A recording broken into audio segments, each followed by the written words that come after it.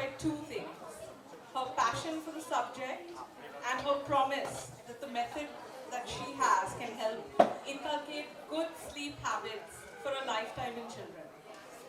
She said she wanted to do for sleep what Marie Kondo has done for tidiness. And after reading her book, I'd say she's well on her way to doing that. We have an exciting afternoon planned, and to kick things off, I'd like to invite our author, Kerry Bajaj, on stage. A big hand for Kerry.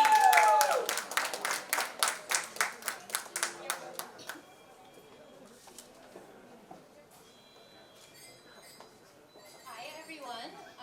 Thank you so much, Sonal, and thank you to HarperCollins for being a wonderful publisher and believing in this book. Thank you to Tidal Waves for hosting us. I've loved this store for a long time.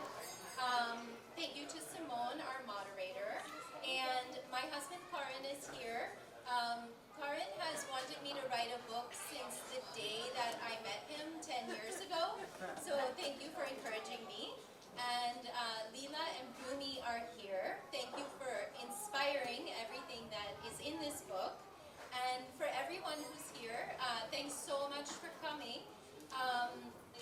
I am not a person that craves the spotlight at all, but I cared very deeply about baby sleep and how it connects to the harmony of the family. And so that's why I'm here. So I'll share just a little bit about why I wrote this book. I had two kids in under 2 years back in New York, and then we moved to India when they were 2 years old and 6 months old. And we obviously had jet lag, and we were staying in a hotel in the very beginning, and we were all jet lagged.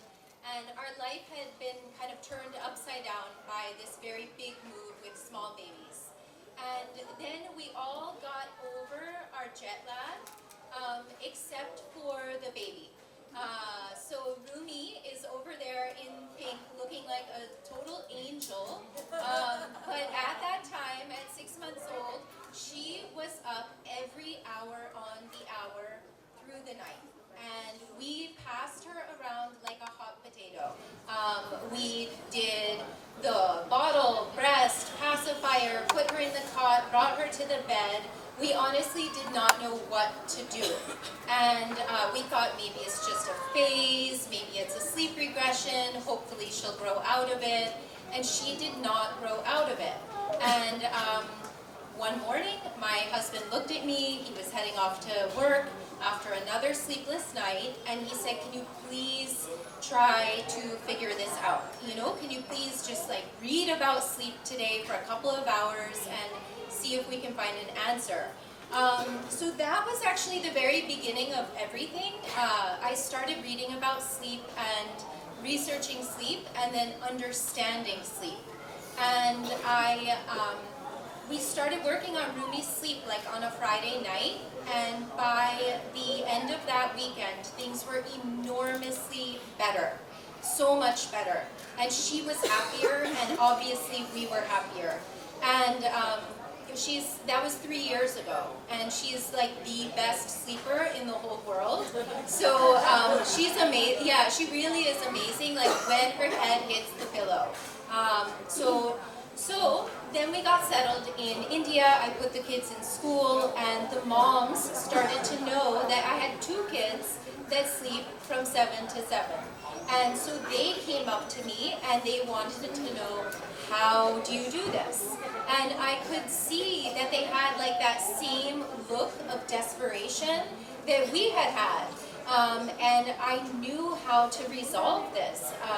And so from there, I just really wanted to help people with this challenging thing that I feel that I understand. And so now I am a certified baby and child sleep consultant.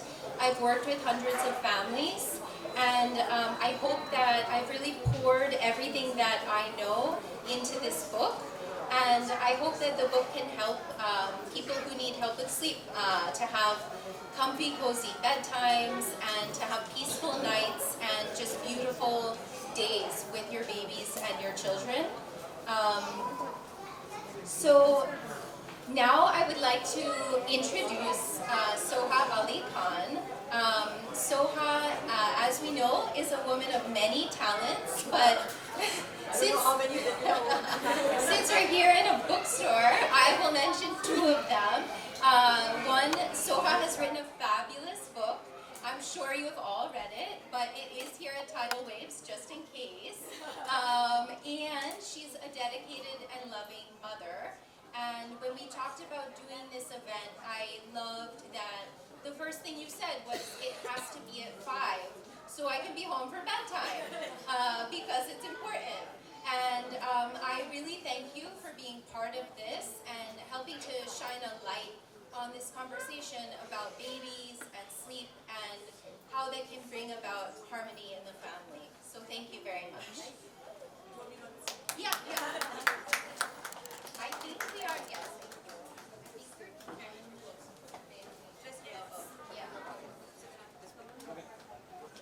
So I'd like Soha and Kerry, maybe you could unveil the book for us. Photographer look. Yes. Can you open it? Okay, but open it nice.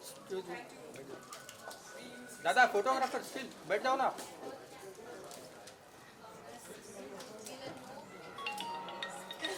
दादा नीचे please sit down please.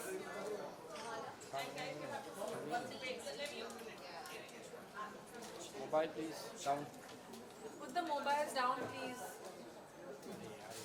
दादा हो जाएगा तो side हो जाना please Shweta, you can also go live.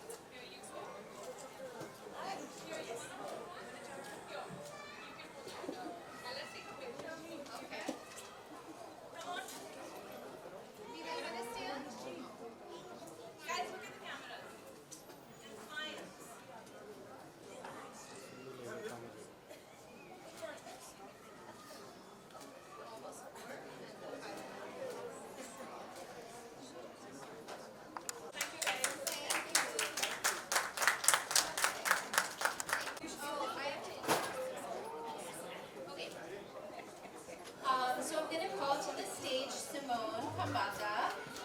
Simone is a mother of 2, and she has a fabulous YouTube channel called Mama Says, and she is our moderator for tonight.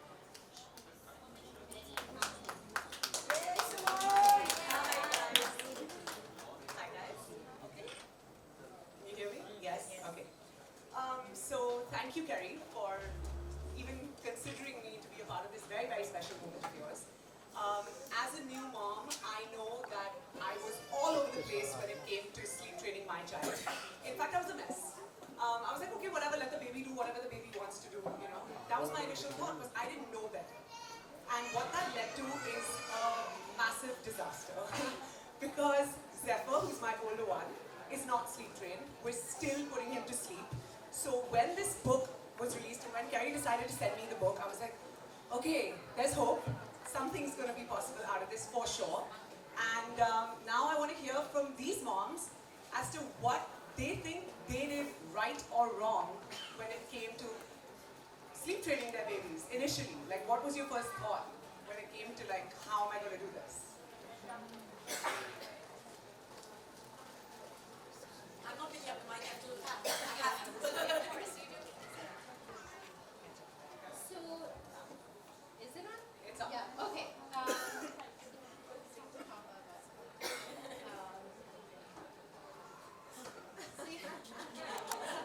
So with Leela, things fell into place really nicely. I don't know if it was beginner's luck or what it was.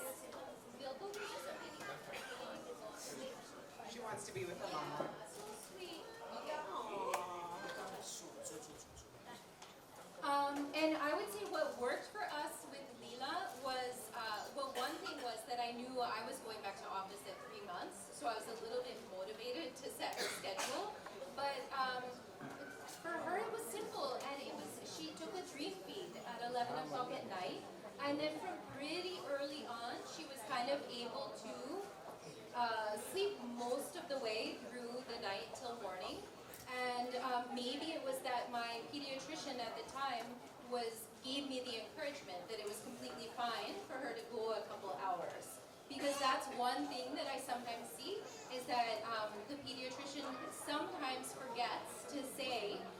don't have to keep waking them up every 3 hours indefinitely. Absolutely. I was told, come what may, wake your baby up every 3 hours and do not let the baby go hungry at night.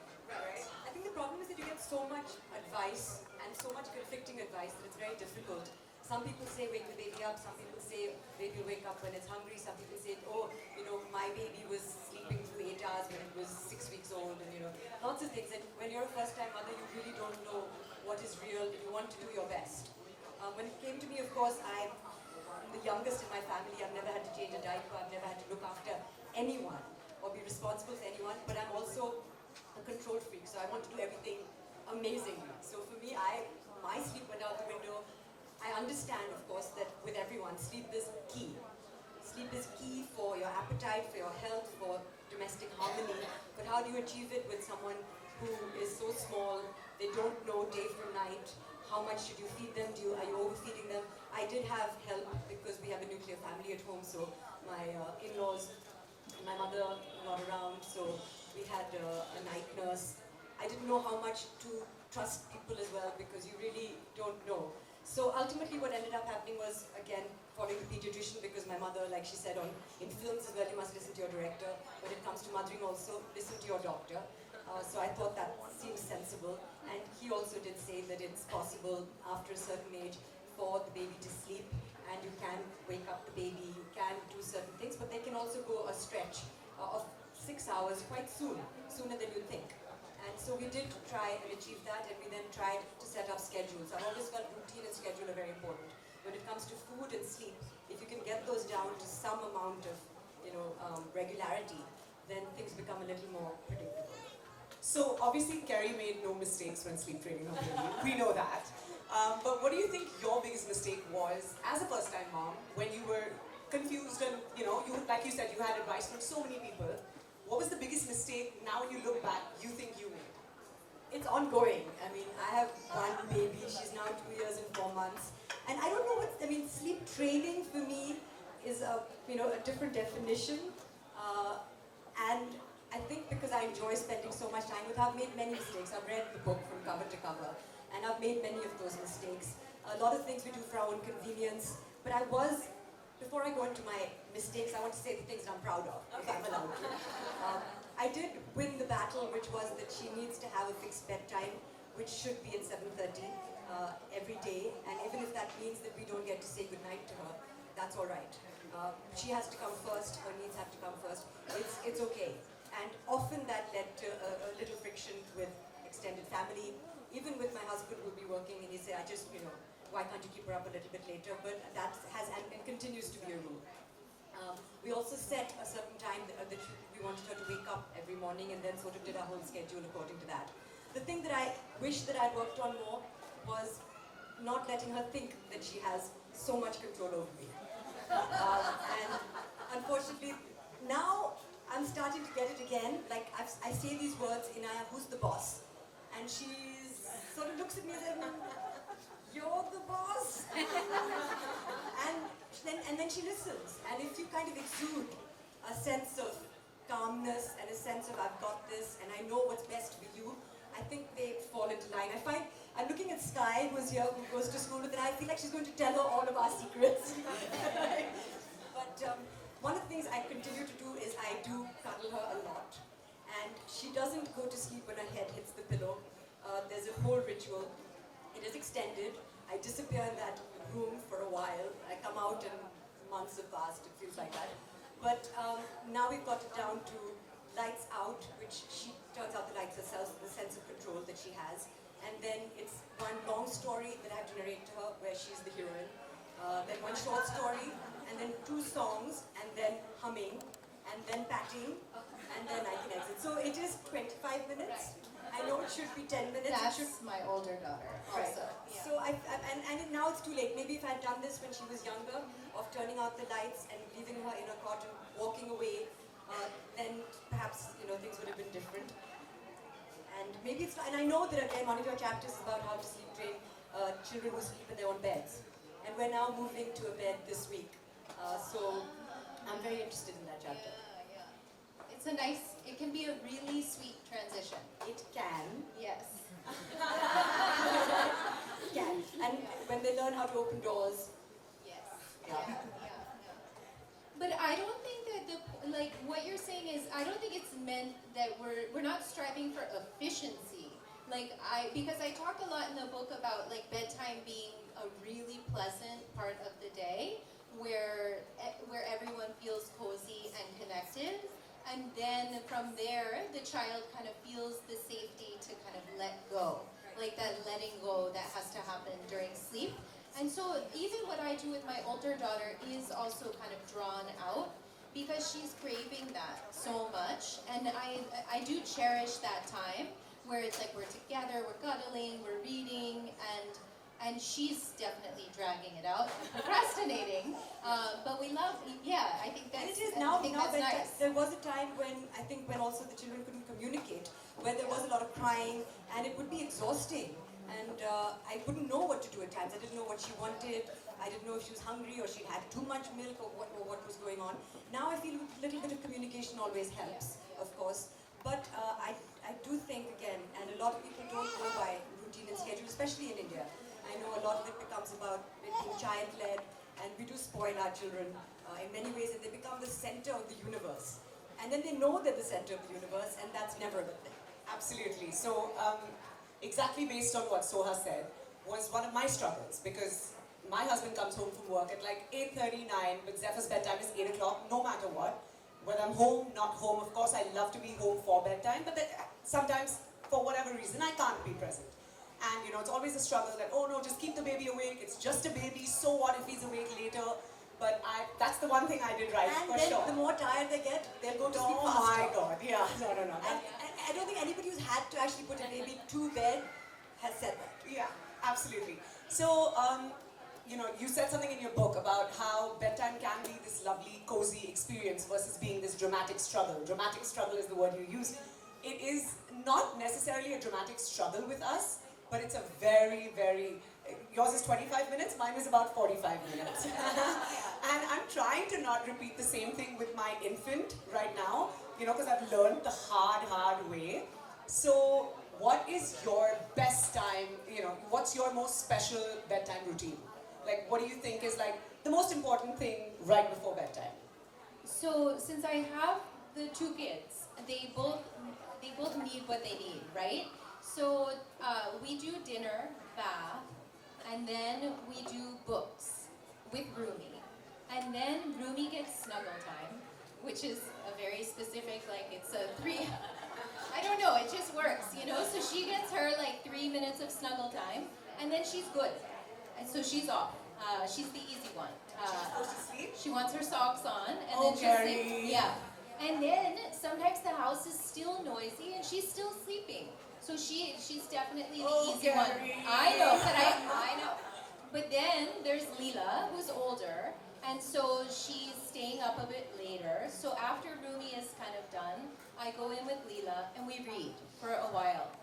And I'm happy to read with her. I think it's it's a good way for us to connect, and I actually don't really mind that it's a whole chunk of time. Like, it doesn't feel painful at all. And then I would say maybe is where it gets a little like tough love of kind of like, okay, I'm done with my bit, and even if you're not asleep yet, I've done my part of putting you to bed. So then I'll kind of step out, and she wants to come out once. So that also we feel is quite reasonable. She comes out once, and then I bring her back to bed, and then she can settle. Basically, all of us have to read this book. We have to figure this out. So, what's your favorite bedtime routine? And I actually do enjoy bedtime with Anaya, and it's just alone time also. And of course, you set the setting, so we try and keep the rest of the house as quiet as possible, which is easy because there's really no one there, and everyone is terrified of me. But what generally happens is there's dinner and bath, of course, and then at 8 o'clock now. 7:30 was a while ago. Yeah. Now it's 8:30. Yeah, It's 8:30 now, but 8 o'clock we start. So 8 o'clock, I'll say now, and I'll indicate that it's dark outside. So now she understands that, okay, the sun has gone to bed, and now it's time for you to go to bed as well. When we travel, it's going to be difficult. We go to England in the summer, and the sun is out. I haven't thought ahead. Yeah. But at the moment that works, and so she's understood it's dark, it's time to sleep. Now she turns off the light herself, so she finds that exciting. And I think when the room becomes dark, it lulls you into a state of sleep. Anyway, we've talked in your book about artificial light, and the less exposure you have to artificial light, the better it is closer to bedtime. Of course, screen time as well. So then after that, we've already read the books before the lights go off, of course, but she likes hearing stories. She does sit in my lap. Also, we have a very deep cot, and I cannot reach into the cot to tap her and pat her, so don't follow me, follow Kerry. We have a sofa, and she sort of lies on the sofa with her head on my lap, and I tell her a long story, and then sometimes if I miss a bit, she's paying attention. Then I tell her a very short story, and then we sing 3 songs. And it's generally the same songs because I think she likes the routine, and then she'll say, "Mama, no more singing." I think she's tired as opposed to objecting to my singing. And then it's sort of humming, and then I'll sort of, she falls asleep on me, terrible, falls asleep on me, but sort of, she's more on the sofa than on me. So she'll be entirely on the sofa. And then I pick her up, and then it's a balancing act of putting her into the cot and not falling into the cot with her. And then it's all right. And then she does self-soothe through the night. And I've taught her as well that, if you wake up in the night, you know how to adjust the blanket, you know if you're hot and cold. If you need something, then, you can, of course, call for something if you need it. But, sometimes it's all right to just close your eyes and go back. See, they come up with very inventive excuses, though. Yes. And some things you don't know, like my tummy is hurting. Do I take her seriously or not? My eyes are burning. There's lots of things. But based on what you said, Kerry, we actually want to hear from you. What is the significance of, how is it a negative, situation when you do allow the baby to get a lot of artificial light post-sunset before they sleep? So we do a similar thing. The kids definitely have that association that when it's dark, that means bedtime. So basically what we do is when it starts to get dark, I mention that. Look, it's starting to get dark. And then when the sun sets outside, we really try to dim the lights inside as well. So we're pulling curtains, we're turning off the bright overhead lights. And it does matter because any exposure to artificial light after sunset will interrupt the production of melatonin, the sleep hormone, and that will make it harder for babies to fall asleep. So this is one of the really simple things that I make everyone do, and I feel that one change alone takes so much of the struggle away at bedtime. Not all of it, but it helps. It really does help. So, I'm a big believer of my baby, my rules, and everyone else's opinion really doesn't matter. But of course, there's a lot of people that live within joint families, and they've got family pressure, this is how you should do it. Everyone has an opinion, right? Every single person has an opinion, family or not. So how do you tackle those? What is your advice to all the moms out there? How do you stand by what you believe is right based on the research you've done? It's your child. How do you, what do you do? How do you stand up to that? So on my side, we're quite far away from our family, so I actually haven't had to deal with it too much. Definitely in the beginning, we were clear with our boundaries about what time we were coming, what time we were leaving, and that the baby's schedule did come first. We did miss some events in the beginning, like in those first couple of months where they need to sleep so much. And everyone kind of was quite understanding. We saw right away as new parents that if we kept the baby up too late, it just backfired terribly. As far as families that I work with here, I do help people a lot with some of that boundary setting and advocating for themselves. And I find the best way to do it is with a little bit of science, a little bit of sleep science, and then when that's kind of presented to other family members or in-laws, that they really understand. I worked with a family that the grandparents were taking the baby to the park in the evening, which was so sweet of them, and we wanted that to happen, but they were just keeping the baby for too long. And the baby was coming home and howling in the evenings and having meltdowns just from being overtired. So I wanted them to still go to the park, but for a little less time. And we were able to really show them like how to see the sleep cues, and it made all the difference for that baby. Can you come to my house, Kerry? Please. I will. Can I keep you with me for a week? Okay, but like, you know, you're from the States and then you live here now, and I'm sure that there's massive cultural differences in the way people sleep train or put their babies to sleep in India versus, you know, America. So what are the major things? I'm sure there's lots of things here Yeah, that sure. blow your mind. So I only really know my specific situation, and at this point I've been a mom in India for longer than I was in New York. But one thing that happened for us in New York was it was this small Manhattan apartment, so there was no space, even if we wanted to bring in help, for any helper to be, and there was no space like for my mom to come and stay with us. So it was really just us, what I find here when I'm working with families here is that there's generally more sets of hands to pass the baby around, whether it's from help or from family members.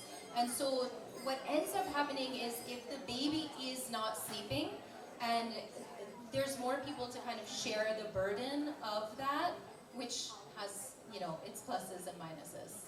Okay. Soha, before we ask Kerry, you tell me, what are your thoughts on co-sleeping, which a lot of families do, versus baby sleeps in her cot, her room?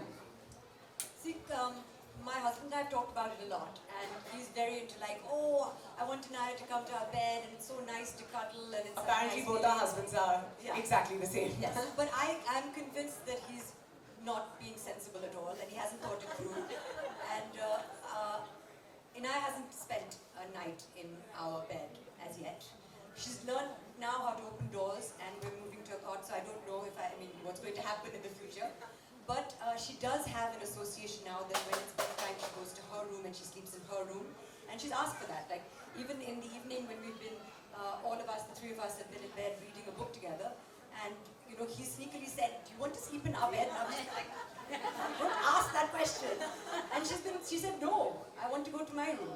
And I was just like, that's amazing. I don't know how long this is going to last, but, you know, we've been quite clear that, and just because I can see the future, I just know that it's good for her to have her. Oh, absolutely. I just tell Karan, I'm like, you know, you want to go to his room and sleep, do it. He's Also, not allowed. otherwise, I told him, I said, otherwise we all have to go to bed at 8 o'clock. Are you ready to do that? Yeah. And then wake up at 6 o'clock.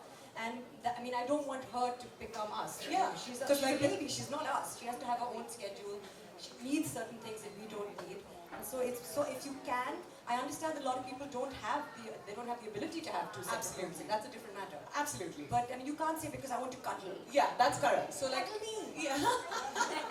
You know, he'll be like, oh, they're only tiny for such a little time, and I want to snuggle with him, and he'll be off to university. I'm like, dude, relax. You know. But I've been very good with having him in his own cot from day one, and then having her in her cot. But then she's not alone because now it's both of them in one room. We'll get to that later. But what are your thoughts as an expert on what is advisable if you have the ability to have two rooms? Okay, right. Because I work with a lot of families that the baby has to be in the room with the parents, Fair for enough. sure. And we do work with that. One of the things I say in that case is please be realistic and aware that whatever noises you're making, coughing, sneezing, snoring, whispering, tiptoeing, the baby can hear you. So I'm always recommending to use a white noise machine in a room sharing situation. I mostly recommend it for all babies because it is helpful, but definitely with sharing the same room. I think it's really helpful to kind of drown out some noises. As far as should the baby sleep independently? Well, I do think it kind of comes back to what you're saying, Soha, that adults need 7 to 8 hours of sleep, and we're lucky if we get that. And then kids need the 11 to 12 hours of sleep. So I do think that there's a problem if the schedules are lining up. They ought not to be matching. So in that sense, I think that sleeping independently can be great. Okay.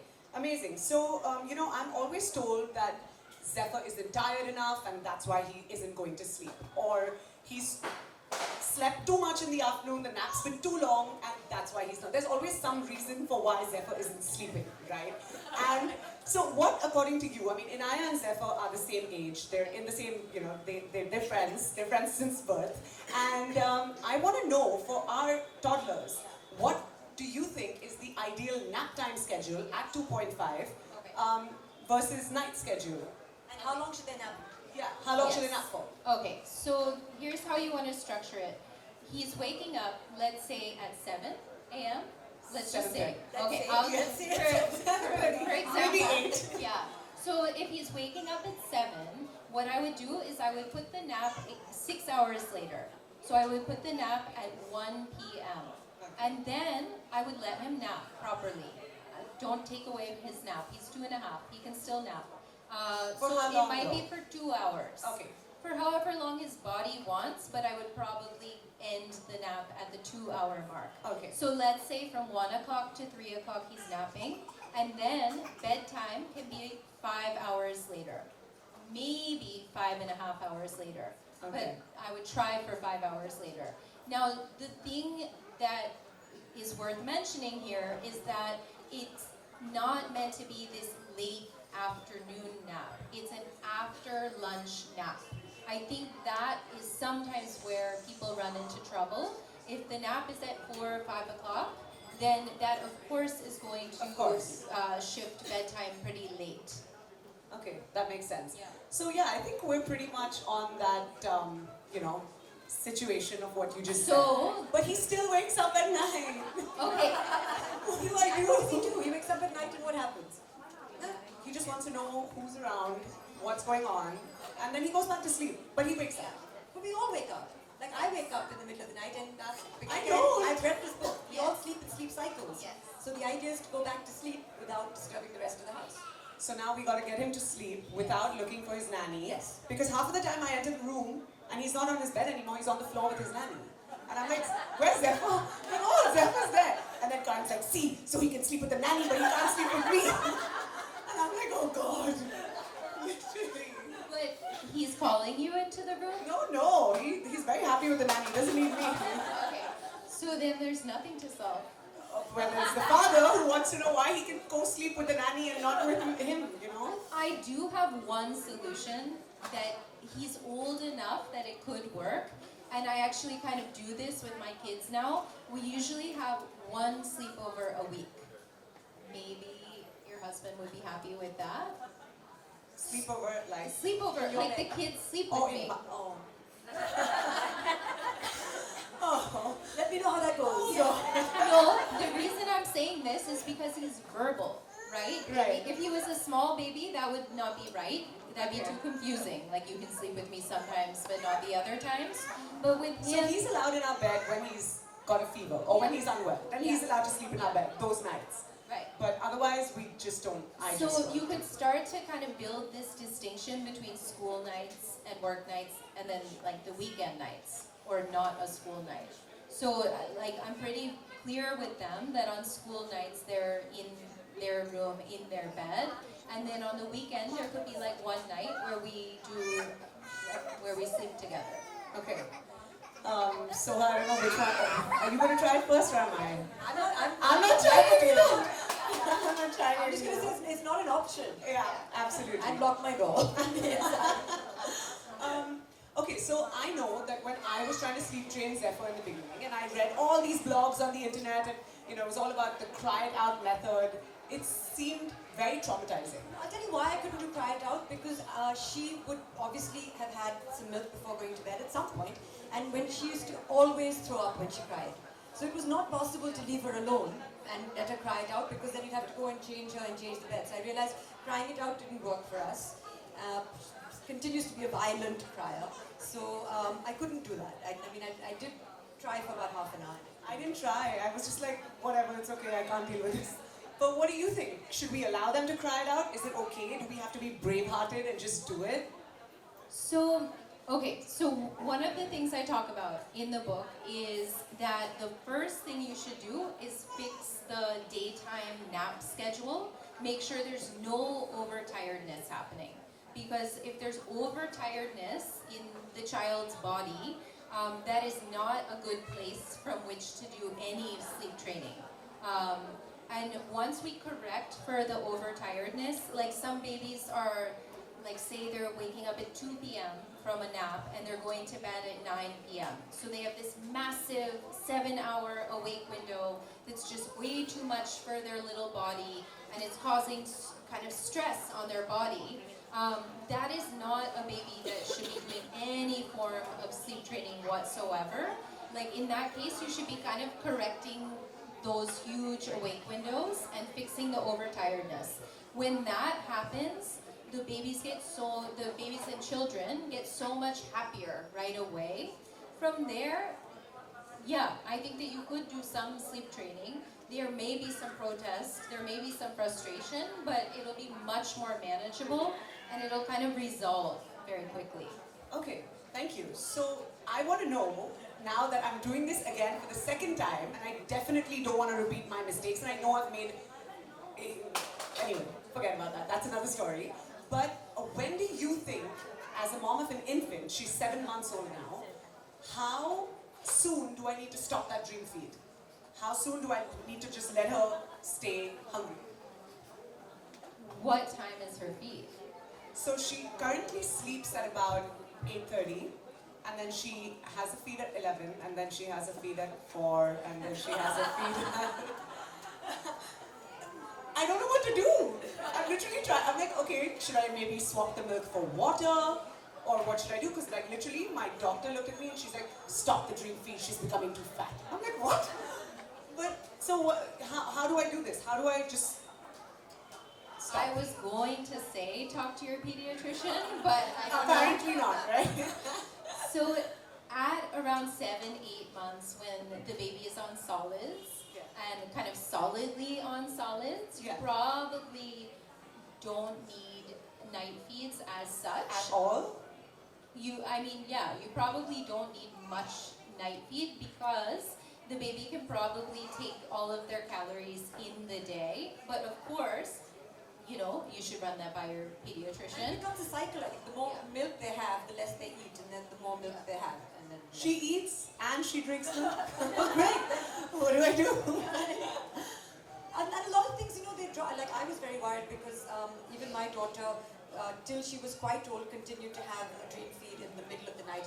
Any time between 2 and 5 in the morning, she would demand, and it got to the point where she was talking. This was when she was 2 as well. And I said, what's going to happen? And I should just say no, and that would lead to hysterics. And then otherwise, it was very easy to just give her some milk and she'd go right back to sleep. So I said, what's the big deal?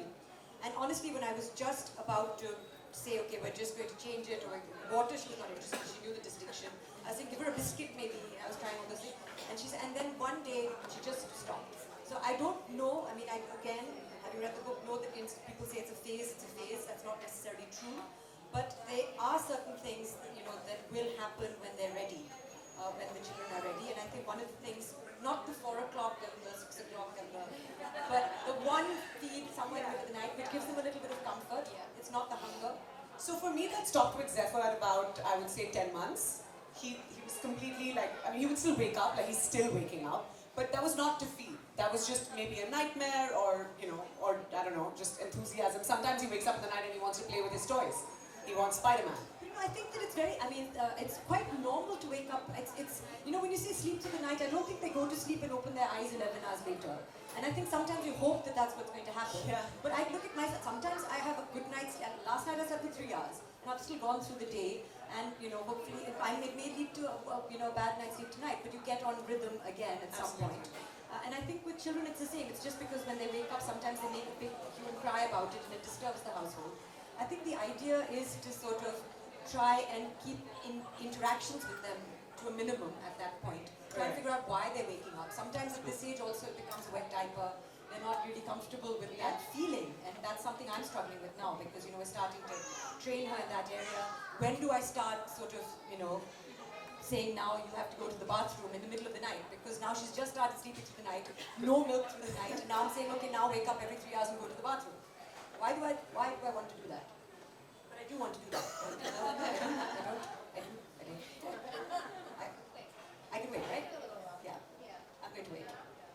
So I just heard, recently Soha and I were having a conversation where she was like, yeah, and I was potty trained. I was like, oh my god, but we need now a potty training expert on that. Because like, that's a different book. We're still in, that's a different book, Kerry. New one.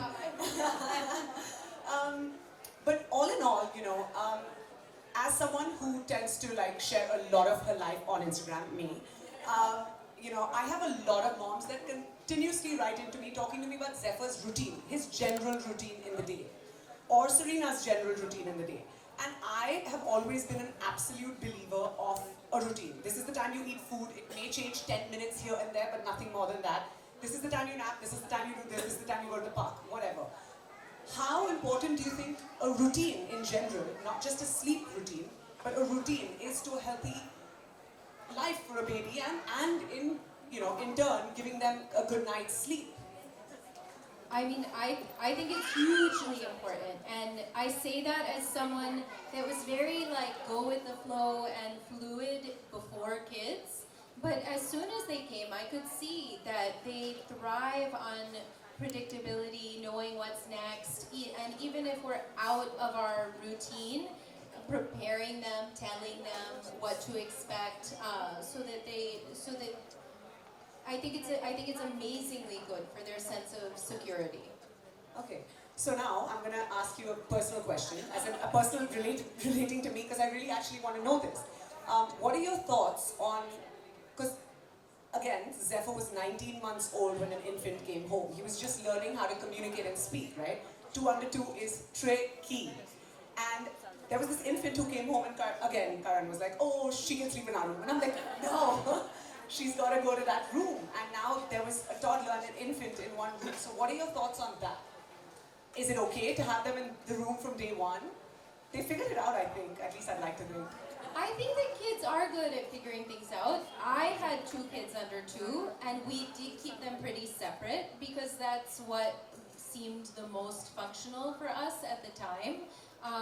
But I work with a lot of twins, and twins do really well together.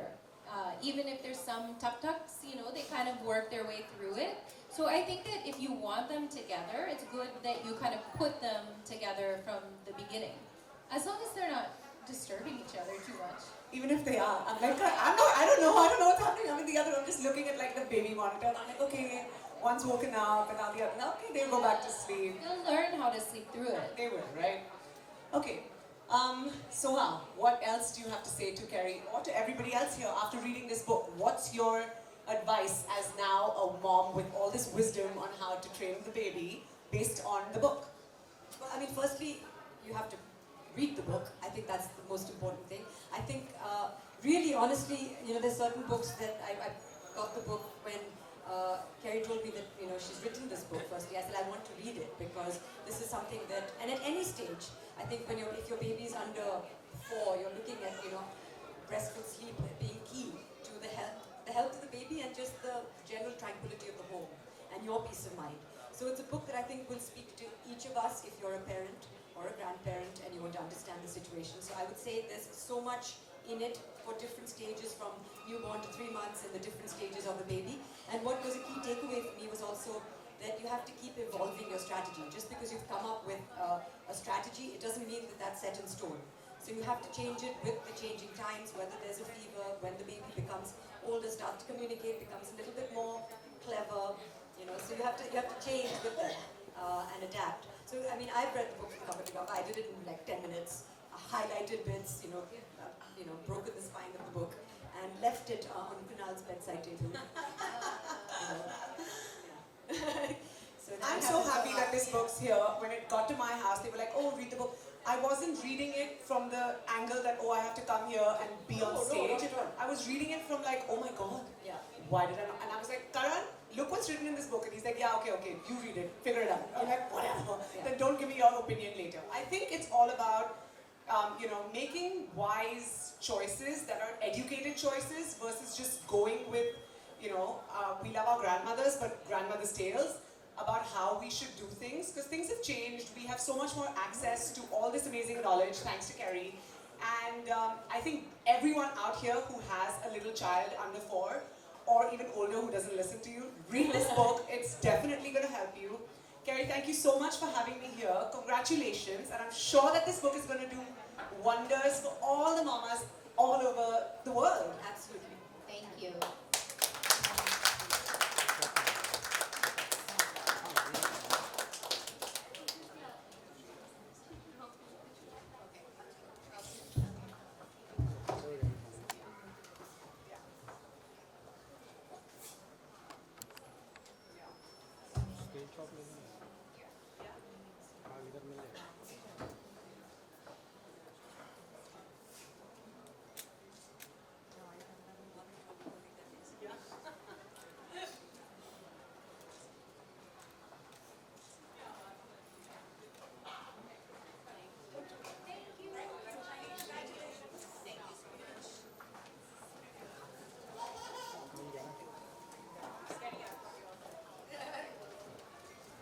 So now the floor is open for questions. Kerry's here to answer all your questions.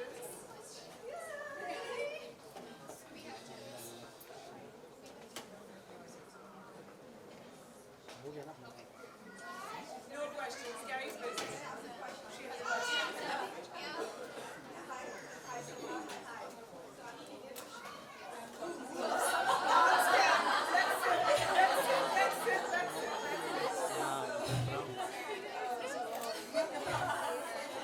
So this question I keep getting now and then, like all the like Dr. My baby is not sleeping. So I agree with what she said very right about life and also about having babies in your schedule and everything. But one thing what I would like to just point out is that babies need a lot of emotional touch when they go to sleep, right? So I haven't read the book, but I'm just saying what I tell my patients, like how she says a story or she will say a song. So they need that connection. So when babies wake up in the middle of the night, half of the time it is like emotional security. Yes, she just wants a hug. So that is why probably when patients... That is what the nanny keeps giving, right? So what I tell most of the time is that, okay, if your baby sleeps in a separate room, see to it that somebody is there.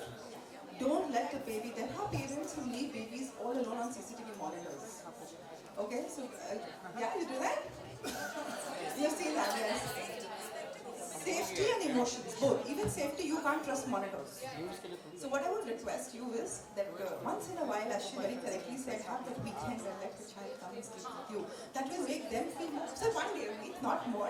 Because I feel that children who are emotionally secure grow much better and also they are more happier. So, you're giving more emotions and more security to your baby rather than only giving them independence and discipline. Thank you. Thank you. Thank you so much for sharing. And if you have any questions... I have one question. I don't need a mic. So I actually want advice from you, especially for working parents like me, to reach home at kids. So what are some key habits that we can adopt, for children in a child's life to make them sleep better? Okay, good.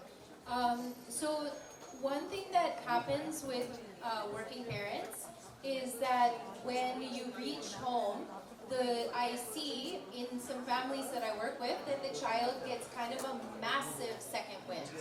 And so that is the one thing I would watch out for is definitely connect with your child. Get the bonding time. You need it. They need it. But kind of pay attention to what types of activities you're doing. Like if you should be roughhousing or should you be kind of like doing some quiet Legos and then curling up and reading some books together. See if you can kind of maybe do a few minutes of more of the like wild play, but then make sure that you're kind of shifting into like helping them to wind down. Okay, if anybody else has questions, please, if you can give us 10 minutes, just hang on. Kerry can come back and answer them. But otherwise, I'd just like to thank Simone, thank Soha for being here this afternoon, and the fabulous discussion. So just give us 10 minutes and Kerry can come and answer your questions. Thank you. Everyone wants to take Kerry home.